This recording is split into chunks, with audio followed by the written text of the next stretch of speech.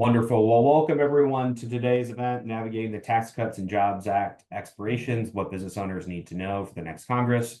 We have an all-star panel lined up and lots of opportunities for today's conversation. So with that, it's my pleasure and honor to introduce Katie Vliestra-Wannenberg, Secretary of Public-Private Strategies Institute, to kick us off today and be the moderator for today's event. Katie, over to you.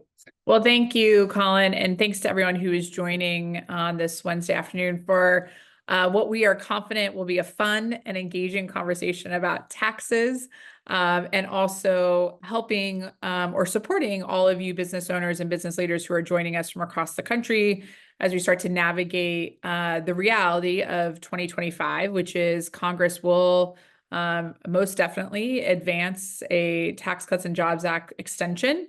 And what does that really mean for business owners? And so we, as Colin mentioned, we've assembled an awesome group of really smart people, really fun people who love talking about tax to share some insights. But before we hop into that, I do want to just thank all of our partners. We've had such a great group of business organizations from across the country who have signed on to support this, to ensure that their members feel prepared for the conversation. So we're going to start with an overview of the Tax Cuts and Jobs Act. Our friend Michael Kircher will join us. Then we're going to move into a discussion and Q&A. And so on that note, I just want to flag that we do have the Q&A function open. Please feel free to drop your questions. I do want to flag that we are not going to be able to respond to very technical tax questions related to your specific tax situation. However, we are prepared and can talk about tax policy questions or things that you're hearing or coming out of this last election cycle. There was a lot of conversation about tax, what the now incoming Trump-Vance administration would do, what the then candidate Harris-Walz campaign would do. So feel free to throw your questions in the Q&A. We'll try to weave them into our discussion. But wanted to just make sure that you knew that is available. And also feel free to introduce yourself in the Q&A. Happy to do that. I already see one question, which is important to flag for you all, which is that we will be sending out a wrap-up of the event, both a recording. Our slides are pretty generic, but we're happy to include them. But we will be sending a wrap-up to all those who have registered for the event. And make sure that you see it. So with that, I just want to stop and pause and introduce Small Business for America's Future, which is a national coalition of business owners and business leaders working to provide small businesses a voice at every level of government. We're committed to ensuring policymakers prioritize Main Street by advancing just and equitable economic framework that works for small business owners, their employees, and their communities. And we couldn't be more thrilled to have such a great group of small business owners and leaders on the call today. I again want to just thank our wide and ranging group of partners across the country. As you can see, we have some national organizations, we have hyper-local organizations. We know that everyone is really busy in the holiday season. I was just saying something to someone yesterday, even if your business has nothing to do with the holiday season, we are in the year end. A lot of businesses are closing up their books. They're making their projections for next year. So we just really want to thank everyone for joining us.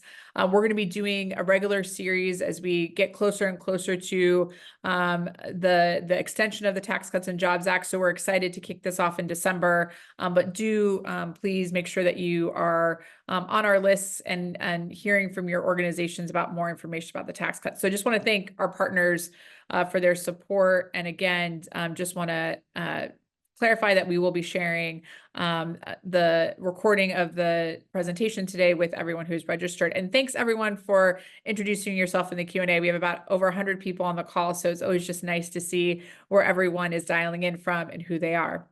So I guess we will kick it off. Michael, I'm going to turn it over to you. I'm really excited that we have Michael Kircher, who is the Deputy Director of the Tax Law Center at NYU Law. Chai Ching, and he has a great colleague, Chai Ching, that we do a ton of work with. Michael's awesome. He also runs the Climate Tax Project. He brings immense experience to what is fair to say is a complex federal tax issues. The tax code, as we all know, because we all intimately intersect with it, is pretty complicated. But Michael is going to be here to talk about what the Tax Law Center does, but also just an overview to remind you all, because it's been almost 6 years since the Tax Cuts and Jobs Act was implemented. We've all been living through it. We've all been complying with it. But really, as we look towards this expiration, what does it mean for small business owners? Michael also has been working on the tax law center's work on the climate change provisions of the Inflation Reduction Act. And so he just has a wide range of knowledge. He did work here in Washington, D.C. With the House Ways and Means Committee. And just for all of you, that is the House committee that is responsible for writing tax legislation and implementing it. So he knows how the, I guess, whatever saying we want to say, how the pie is made, or where the bodies are all buried when it comes to tax policy. So Michael, I'll bring you in to share a little bit about like a broad refresher on the Tax Cuts and Jobs Act, what provisions are set to expire and are relevant to our business owners, and if there's anything else they need to know. And Michael, I'll be watching the chat to see if at the end, before we move into Q&A, there's any specific questions for you. So Michael, welcome. Awesome. Thanks so much, Katie. And just sort of repeating the basic thing that everything that I say is educational, not tax advice. And then also just noting that like it's so exciting to be with such a large and like important group, and really curious to hear in the Q&A like what you all are thinking about, worrying about, considering as we move towards 2025. So we'll start the conversation today with like a few minutes just on kind of setting the stage on where we are and why we know there will be tax a deal of some kind next year, right? The TCJA was passed late in 2017, and it was like a really significant tax bill, making changes kind of across the tax system. At the time, the members were kind of cost constrained. They had an instruction to spend up to basically like $1.5 trillion. So they couldn't do everything they wanted to permanently. And we'll talk a little bit more about what that means for small business. But that's sort of the fact that some of the policy was temporary is why we know there will be a tax bill next year. So we can't possibly discuss everything that was in the TCJA or even everything that is expiring or changing. So we'll focus on kind of the highlights that's probably most interesting to this group. And on that, I think I would kind of break the TCJA up into three conceptual buckets: corporations, individuals, and then small businesses. So on corporate, the biggest change is the TCJA reduced the corporate income tax rate from 35% to 21%. And they funded that with a various like set of offsets, primarily changes to the international tax system. And the key thing to know about the corporate stuff is, by and large, the corporate provisions were permanent. So the change from 35 to 21%, that's a permanent change. Nothing about that has to happen to keep 21% next year. On the individual side, just tons of changes. So easier to talk about like overall dynamics and sort of like structural reforms. The first thing to know is like rates were reduced basically across the board for almost all taxpayers. The second thing to know is we have a lot fewer itemized filers now in the tax system, and that's due to like a few changes. They really like reduced the utility of itemized deductions. They increased the standard deduction a lot to make that a more attractive option. They reduced the SALT. They created this SALT cap where like you can only offset $10,000 of any state and local taxes. So all those changes and some others kind of like really pushed more people away from itemized deductions to sort of standard deductions. And that's just like a sort of a theme to understand. And if there aren't changes to the individual system in 2026, you'll see a sort of a shift back to more people itemizing. And then another key change was a significant increase to the child tax credit. That is also temporary. So without policy change, the child tax credit will, I think, be cut in half from $2,000 back to $1,000. On the individual side, those provisions are super expensive, and Congress generally doesn't like to let individuals see tax increases. And so based on those sort of dynamics, the TCJA drafters made the corporate stuff permanent, but the individual stuff temporary. And basically all of the individual provisions expire at the end of 2025. So for tax year 2025, the current laws will generally continue to exist and be the same as they are today. But starting on January 1, 2026, the law will change very significantly with respect to individuals, largely reverting to the law that was pre-2018 at that time. So that's kind of the overall dynamic on corporate and individual. And then there's like the small business stuff. Like there's not like a bucket in TCJA called small business because a lot of it depends on the exact size of the business, how it's formed, whether it's a corporation, a partnership, S corp, an LLC, what have you. But things that sort of come up a lot in conversations with small business, obviously one of the key things is the code section 199 cap A deduction. People call this the pass-through deduction or the 20% deduction. Basically, this is a 20% deduction for a lot of income if you're structured as some form of pass-through entity. Lots of small businesses use it. There are some kind of constraints if you're in certain kinds of businesses, you're income limited.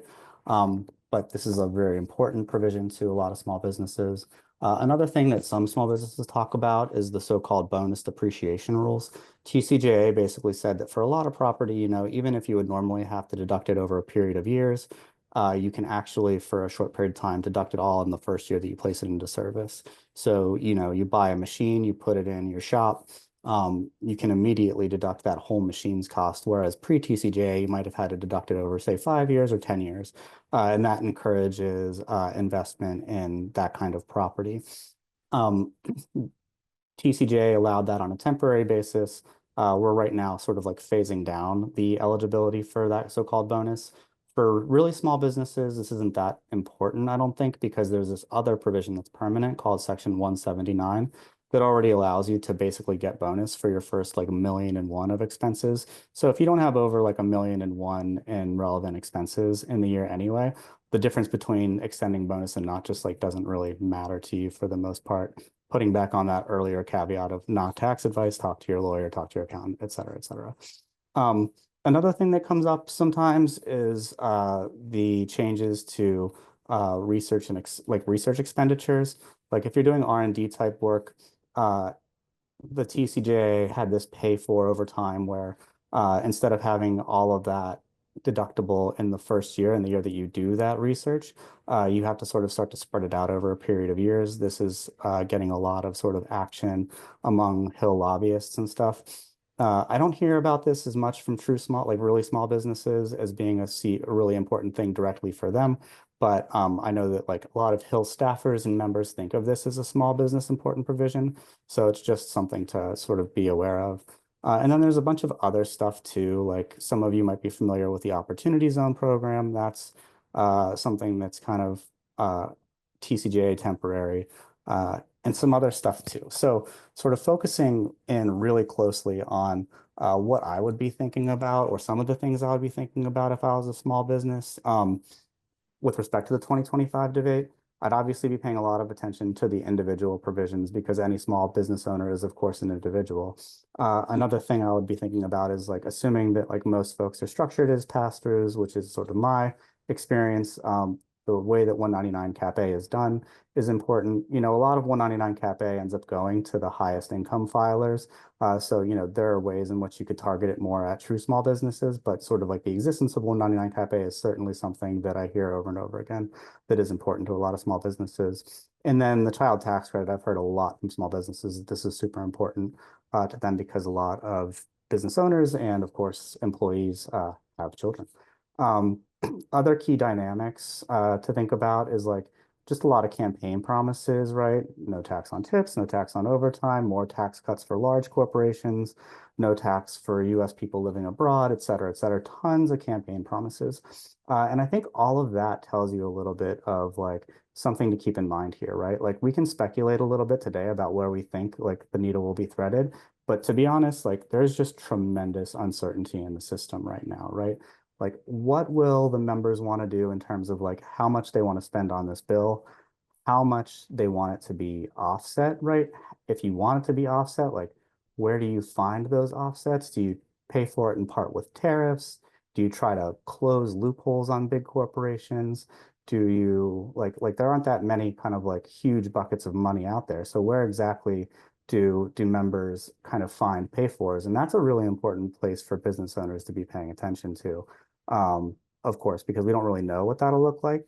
And you just want to make sure that like you understand the dynamics of some of the choices that the members are making. And then another cost control measure, right, is like if you can't find enough offsets to do permanent policy, then maybe you just do the same thing before. You do short-term policy. People are talking about maybe a 3-year bill, maybe a 6-year bill, maybe a 10-year bill. Doesn't really matter what people are saying right now in some sense, because the truth of the matter is like we just don't know. So I guess like that is my key sort of like, what do you call this, crash course in TCJA and some of the key dynamics for small business. And I think I will like wrap that part of it up right there. Well, awesome. Thank you, Michael. Appreciate that high level overview. And I think also just like in general, I think some like keywords, if maybe I can say it that way, or things that you have planted in folks' heads just to be prepared or thinking about. Whereas as people are reading the news and attending, I think, year-end gatherings, and people are starting to talk about this, I think you gave some good food for thought. So I want to bring Michael back in, and then I also want to introduce two amazing, again, people who are really trying to put the fun in taxes. Ann Zimmerman, who joins us now, who's a CPA and founder and owner of Zimmerman and Co. CPAs Inc., and also serves as the co-chair for Small Business for America's Future. And then Zorka Millen, who is the policy director at the Facts Coalition. Just to give you a little bit of bona fides of these two amazing people who will join Michael. Anne has been a CPA for over 40 years. She brings a deep understanding. I think she has seen, just because of her youth, many changes in the tax code, how she's helped new businesses navigate it, established businesses, those who are transitioning perhaps from selling their business. So just brings a huge, huge wealth of knowledge. And then Zorka we're inviting because like she has an interesting perspective. And I think, part of the issues that Michael flagged for the fact that like this will cost things, how is Congress looking at perhaps tightening some loopholes? Zorka actually brings a really interesting perspective from the international tax policy. And frankly, I think Zorka, you use the word transparency. As we know, the tax code is inherently complicated. There are a lot of people across the country who are paid to find the places in which they can, kind of stretch the code or, legally work with the loopholes. And so when talking with Zorka about some of the things that Small Business for America's Future may be talking about, this international piece is actually really fascinating. Before she joined FACT, she served as a senior advisor at investigative watchdog Global Witness for almost 10 years, focusing on improving financial transparency and accountability. And she also practiced law for 6 years. So again, has both the practical experience of it and also looking forward in how we're going to navigate this extension process and make sure that the tax code is eliminating its loopholes, but also working for small businesses. So Michael, I'll have you come back on. And Zorka, thank you for joining us. I think maybe, Anne, if I could go to you to start off our conversation, which is, as Michael just explained, there's a lot in TCJA. There's a lot for business owners and business leaders and frankly, just, our average citizens who interact with the tax codes, hopefully one time a year. But I would like to hear from you. What do you think are the relevant, both provisions that are either set to expire or perhaps can be approved upon? And what are you kind of anticipating in this conversation that will span the better part of the next 6 months? Thanks, Katie. I think the qualified business income deduction, that 199A that Mike was talking about, is one of the big ones that our small businesses, the owners that are on the call here today, are really looking at. And I'm hoping that tax conversation next year allows us to improve upon that, because when it came out, when the TCJA was passed in the end of 17, they gave this huge 40% cut to large businesses, and they gave a temporary 20% cut to small businesses, and only to some small businesses. There's limits all around it about when you get it. And so as Michael said, the bulk of that money went to wealthier taxpayers. We know that. And we've done a lot of surveys with Small Business for America's Future. And we find that 80% of our small business owners weren't helped in improving and increasing their business by this. They weren't able to hire a new employee. They didn't get enough to buy new equipment. And so let's not just renew it. We need to rebuild it. And that kind of opportunity for change next year with these provisions setting to expire, I want them to recognize the small businesses as the economic engine they are, because we are, and I'm a small business owner too, so I can say we are the underlying power behind our economy. We know that. We hire a lot of people. We reinvest in our communities. So I'm hoping that is the number one that we see changed and help small business. You're muted.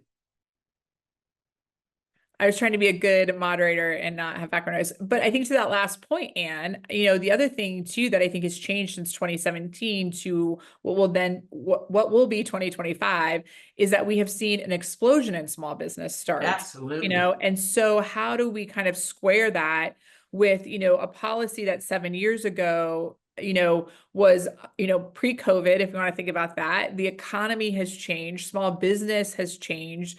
And I think, you know, Michael, and I'll turn to you, Zorka, with a question. I think part of the responsibility that, frankly, we all have on this call as small business owners and small business leaders is to really get out there and remind people that the world is different than it was in 2017. And Zorka, my question for you, because of your work in the international space, you know, we have business owners and business leaders, many of them who perhaps just transact or operate domestically. I know we'll have some people who do work internationally, but with so much for them to digest and to understand, how can you distill really quickly why the international pieces that you and the FACT Coalition have flagged as real points of area that Congress needs to resolve is important for them to understand and to become at least knowledgeable about? Thanks, Katie. Hi, everyone. Really happy to be here with Mike and Ann on this fantastic panel on these important questions. Why should we care about international tax if you're a small business? Great question. Well, because this goes to the fundamental questions of, do we have a fair tax code? And, you know, I don't need to tell you that right now, it's actually not very favorable to small businesses. It's not very fair, as Anne highlighted already. You know, there's been polls that show that, and you all know that firsthand. Really, it's the biggest guys that are favored. Big international companies like Amazon, Microsoft, pharma companies that take advantage of massive tax breaks, of some very creative and aggressive international tax planning. And a lot of it is on the international side, you know, moving money to tax havens and sometimes, you know, also offshoring domestic jobs along with that. So in our coalition, we work with small business and other groups who are really upset about this, and we're trying to change that. So to give you an example, Amazon has reported around roughly $3.5 billion in benefits from just one single tax break that was introduced in 2017. $3.5 billion. Now, this is a tax break that applies only to companies that export abroad. So it's probably not going to be available to most smaller businesses, as you said, Katie. And that's doubly unfair because many smaller businesses that are, you know, maybe in retail are already having a tough enough time competing against Amazon. And then on top of that, you know, through the tax code, Amazon gets this extra leg up that, you know, they don't even really need. But guess what? I just want to underscore, next year, this particular tax break is one of the things that is changing. It's not exactly expiring, but the tax rate is going up, and you know, the big tech companies are lobbying hard to keep it low. So that's one of the things that is on the table. And what I wanted to leave you with is that we have an opportunity next year to make our tax code more fair, to take away tax breaks from big tech and other big companies, and really level the playing field in our economy and support the entrepreneurs that like yourselves that drive our economy. And then, you know, we can take that revenue and invest it in other priorities, you know, and find other ways to better support smaller businesses like yourselves. Oh, and I should just also say this example, the Amazon example I shared, that's just the tip of the iceberg. There's one very recent estimate from just a few weeks ago. We can save around $1 trillion if we stop giving advantages to our biggest multinational companies. And let me repeat, $1 trillion. So that's a lot of money on the table that you know, we can reinvest in much better ways to support our businesses, our entrepreneurs, and our families.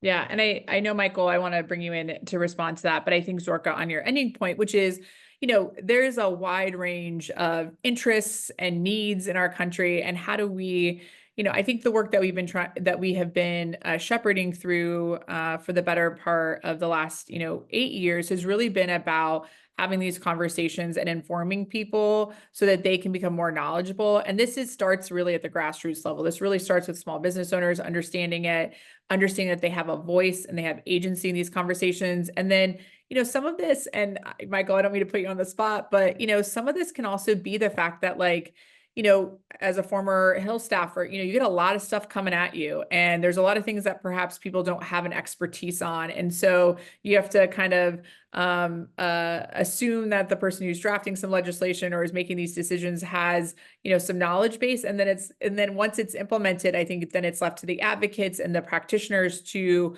you know, kind of suss out, you know, is this really achieving our goals, or is it hurting our economy, or is it actually not benefiting the largest swath of people that we can through frankly a forward-thinking tax code? But Michael, I'll let you respond to the question as well.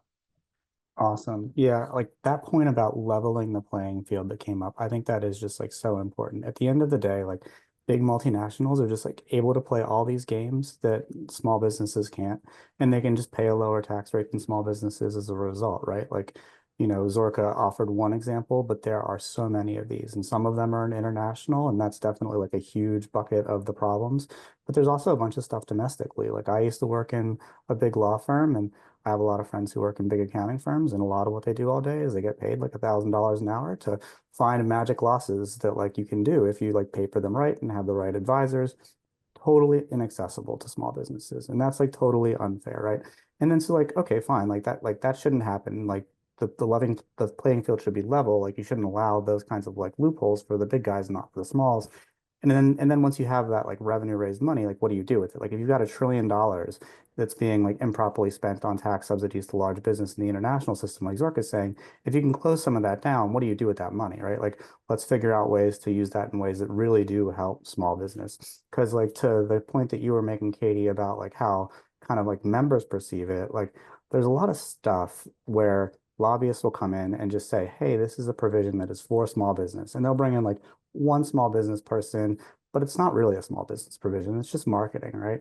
I think there needs to be like more work on the Hill of like making sure that the members across the caucuses know like this is what small businesses actually want and need and what will actually help them get set up, be profitable, even just like understand and know about and get access to credits. Like so many of the credits that are out there today just simply aren't accessible to small businesses because maybe you're in startup mode and you don't have income yet, so you can't take credit, or like many other things. And this kind of relates to like Clarinda's question in the chat. She asks like, how do you improve on 199 Cap A? I mean, you know, you could do a lot of things. There's no like clear answer, I think. Like, I think that's something for like the small business community to figure out. But, you know, just throwing out ideas, right? Like you could limit it somehow to income. You could say, look, if you make more than $1 million, you don't get the full deduction. And then what do you do with the money you raise from that, right? Like maybe you spend that money on, I don't know, you could even like the simplest thing would just be like for the true smalls, just increase the level of the deduction. Or maybe you put the money somewhere else, use it to support the child tax credit, use it to like do something that's more targeted. You find some other better way to spend the money that is truly targeted at smalls is kind of like my kind of feeling there. Yeah, great. And Michael, thank you for pulling in that question, because I think that, you know, these are the things that like there's a tension that we have right now as we're talking about, we now have had 7 years of TCJA. I think we really do have a good understanding of what's working. There are things that are working in the tax code, but what's also not working. And so, instead of, I think, trying to chip away at the edges, I think really what, Anne and others who are involved in Small Business for America's Future is really like, how do we forcefully go to Congress and say, like, this is not working for small businesses. And oh, by the way, we have 10 million new small businesses that have started in the last 3 years. Like, the constituency of the small business universe has grown so significantly.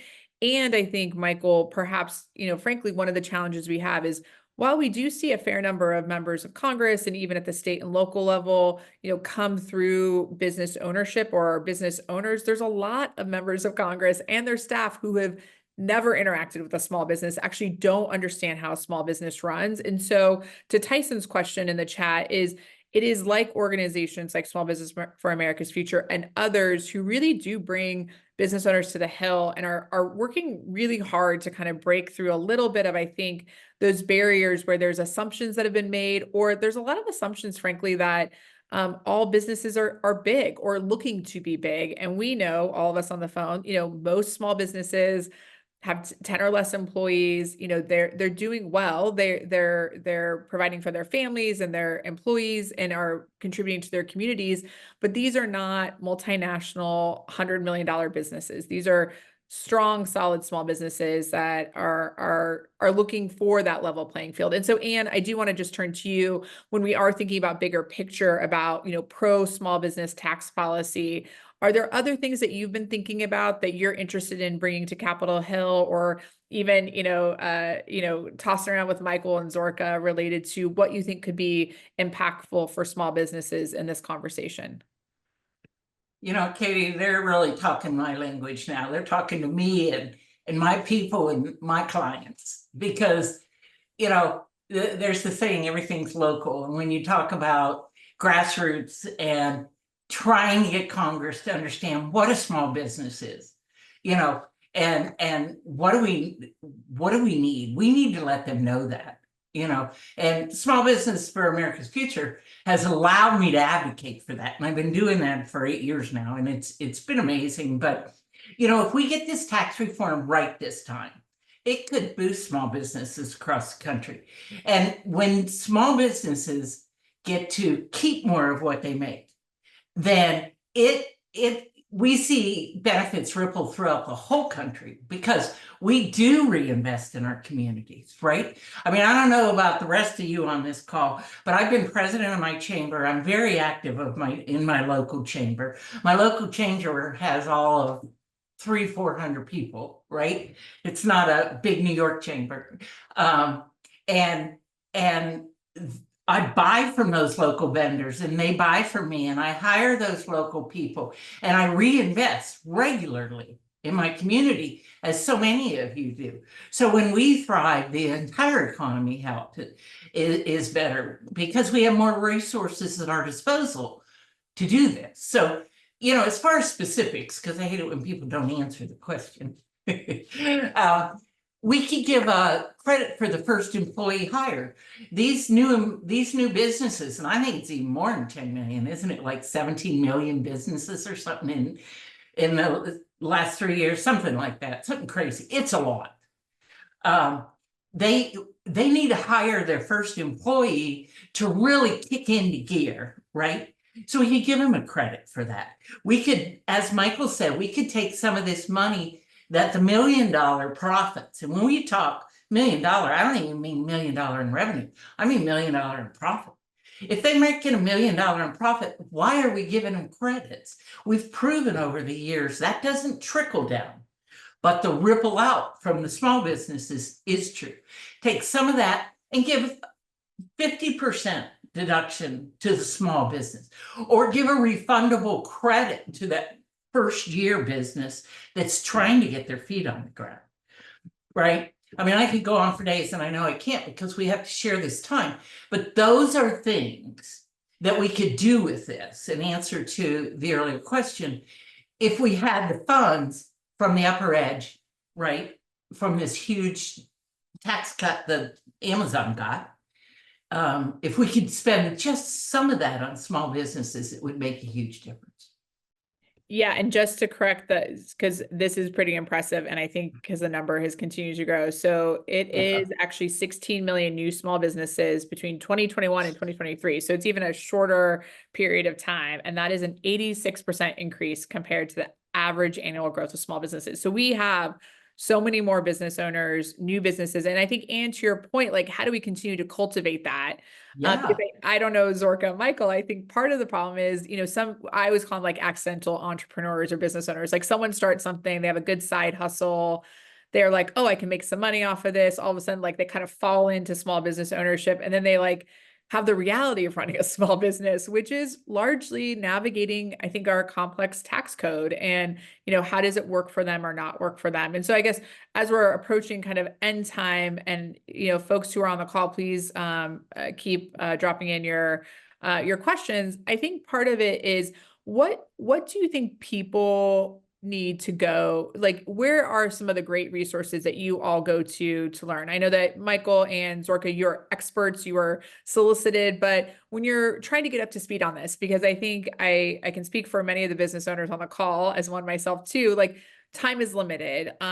Potentially, there is just, they get home at the end of the day, they've missed actually like all of the news. They're really trying to find good sources. Maybe each of you can share maybe a good source that you go to kind of get up to speed. And then I see a couple more questions in the chat, so I'll pause there.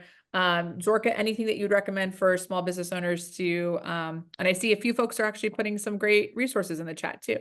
Well, let me just start by, stating the obvious and to give a shout out to Small Business for America's Future. I think, these kinds of events are great resources to get, timely updates. And I know that you all are doing a lot of great work. So, I think that having small business specific information is incredibly important at this point in time, really at any point in time. So thanks for everything that you're doing.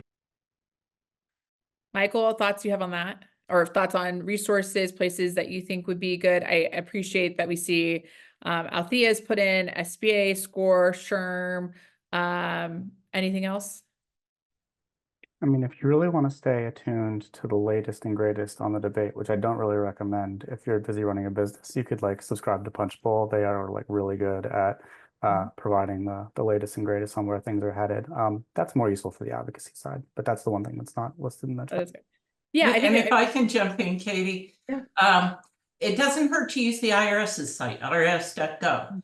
They have some good small business pages, and they've been trying to really increase them with some of their funding.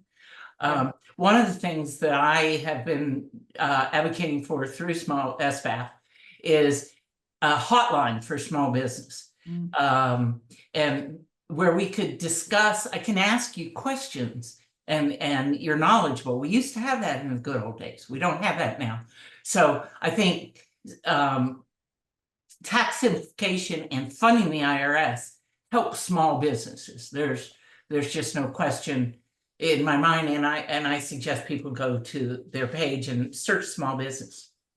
I know this is going to sound funny to say, but given that we're on this holiday circuit and many of you are going to holiday parties, I think there's probably no better launching off point to perhaps be a pariah to talk about the IRS and how the investment that was made in the Inflation Reduction Act has actually really netted tangible positive outcomes for taxpayers. And, I think one of the things that's super unique to this population, small business owners, is that, you interact with the tax code or the IRS, at least 4 times a year, because you're paying quarterly taxes. Sometimes, you're doing extensions, so those interactions are more. And so I really do want to just take a moment, and maybe Anne and Michael, you might have the most thoughtfulness about this, is just that, we sometimes make the IRS a little bit of a boogeyman, but yet we all have to interact with it. And so wouldn't it be awesome? And I think we've seen this, and Anne, you've talked a lot about this, is while there are still more improvements, that investment that was made in the Inflation Reduction Act to modernize and increase spending at the IRS has really netted positive results for taxpayers, because they are interacting less with the IRS. They're getting more customer service. And in fact, one of the things that I also just want to flag is that the IRS has been able to do things like audits. And I know audits get such a terrible word, or they have been able to be more diligent in tax collection of money that is owed to the federal government to pay for or to, recirculate into the economy. So, Anne, anything on the Inflation Reduction Act that you'd like to tell to this group? Because I know things like IRS audits are not what make you popular at cocktail parties, but they are important. And so I want to get your thoughts on that. They're definitely important because every dollar that they're able to collect from one of the big pharma companies in tax is $1 less than we have to pay as small business. And guess what? The IRS, when they're at their lowest, they can still audit us. And they get it wrong. I will tell you, they had gotten to a point where I just assume they're wrong when they audit my clients. And that's not a good look. We need an IRS that is capable to audit the pharma companies, right? And to audit these international companies that Zorka's talking about. And if they audit them, the millions, the return on their investment is huge. To audit me, Hundreds of billions, Ann. It's hundreds of billions. Thank you. You're absolutely right. I just want to chime in. I could not agree more. There's so much money that they're keeping on. Yeah. And if they audit my company and they get $600 because I made a mistake on something, and I'm not supposed to make mistakes because I'm an accountant, but that's not worth the time they spent. What is worth the time they spend is auditing the larger companies. And that's what all the new money for the IRS for audits is going to. It's not going to you and me. And it's not going to someone who sells $400,000. They aren't even going to look at people that don't net profit after all expenses more than $400,000. And as Sandra, I believe, said in the questions here a minute ago, don't forget us existing businesses that are adding services and adding different branches. That's truly amazing too. We want to support those small businesses. I don't know how many employees you have, Sandra, but again, we need to reach out to us because we need to get small business owners onto the hill to explain that we don't have 500 employees. So if you're looking at this company who's got 500 employees and $28 million in sales, and that's who your lobbyists are representing to try to get tax code made, you're not helping us. You're not helping most of the people on this call. Yeah, and I think that part of this is, we want to work to celebrate, and I think there are plenty of businesses that we know that have grown to be that big. And Yeah. I think to Michael's point, that is a different echelon. You are availing yourself of a lot more resources, and of course to be like financially, smart and strategic. But what we're talking about is how do we make it level for small businesses that they can equally have access and feel as though there is support for them. Michael, before I turn to you really quick for last word on that comment, I just want to thank everyone for the chat. I love the fact that so many of you are flagging both Small Business Administration's resource partners. I see Conchi jumped in with SCORE, who also does free bilingual. There's also the Small Business Development Centers. There are actually tons of resources across the country. And I do think, Sandra, your comment is spot on, that this is actually the important work that we have to be looking across the small business sector to make sure that we are balancing our own advocacy to ensure that, to that balancing the playing field for both those new starts, to those existing businesses, to those businesses that do want to grow and be 500 employees and be multinational and make tons of money. Like this is important. And I think we can continue to thread the needle. But Michael, any thoughts as it relates to the Inflation Reduction Act and the work that's been done to help the modernization efforts? Yeah, definitely. I think like a quick story, like we at the house, at least when we were developing that, like the old Build Back Better stuff, like we tried to expand access to like the energy credits to small business through this thing called direct pay. It's basically just like refundable credit for small businesses with guardrails. That way, if you were putting into service like EV charging, you would just get a check from the government if you didn't have income. Good stuff. And then like the IRS has been able to like kind of like roll that out with a little bit of red carpet to the extent that that was preserved. It's like been a little bit like sort of constrained part of the Senate discussions, but some of it still exists, and the red carpet has been rolled out, and that's been helpful for a lot of new players to be able to like take some of these credits.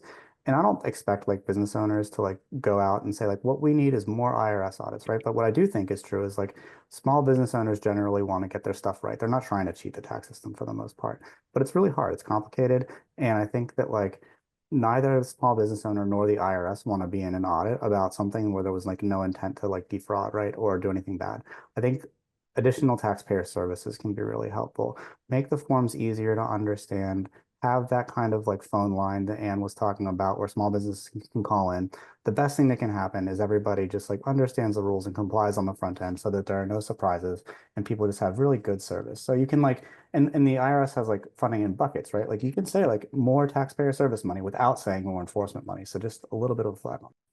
Yeah, and I agree with you. And I know this is, I've said it now 5 times, so I keep on saying it. This is like my biggest thing I talk to people about, because like, you know, everyone has to interact with the IRS. So if we had phenomenal service, like, could you imagine if the IRS was like your most favorite agency to engage with, you know, because we all have the responsibility. And I know that the one other thing that comes out in our survey work and conversations with business owners is they actually want to meet their tax obligation. They actually, you know, by nature are pretty, you know, rule followers. They understand their responsibility that they have when it comes to, sorry, there's a massive storm coming through DC right now. Apologies, lots of wind, but you know, small business owners want to, because they know that that money goes back into their communities through the various programs. They know that that money goes to help with infrastructure. And so, you know, I think one of the things that would be cool is if we talked about this in a more positive way, which is, you know, stronger taxpayer services, ways in which it made it just streamlined for people. So easier, simplification, in forms, and perhaps even just thinking about it from more of a perspective of just the fact that like, you know, this is a reality of our business. And so how can we make it easier? So that was my last pitch on pumping up the IRS, but also talking about how we can make this future conversation, the Tax Cuts and Jobs Act, easier and streamlined. And I just want to thank all of you for joining us, Michael, Ann, and Zorka. I'm going to close out. We're a little bit over time, but there's some few ways that you can stay engaged. I think there's a little bit of a deck that can be shown here with some ideas.